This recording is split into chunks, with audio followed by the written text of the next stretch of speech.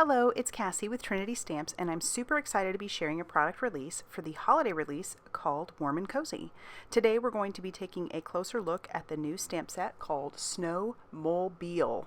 Isn't that adorable?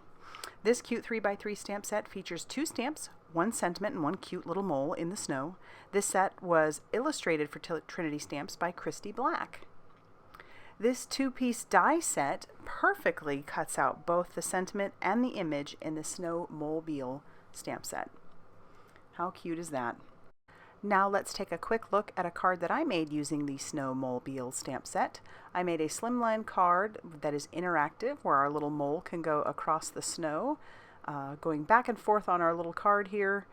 And he's just adorable. So let's take a quick look at a card that one of our design team members made. Here he is just sliding across that snow. So cute. So if you like this video, please hit the like button and subscribe if you haven't already done so. And be sure to check out Trinity Stamps blog, Facebook page, and Instagram for more crafty inspiration.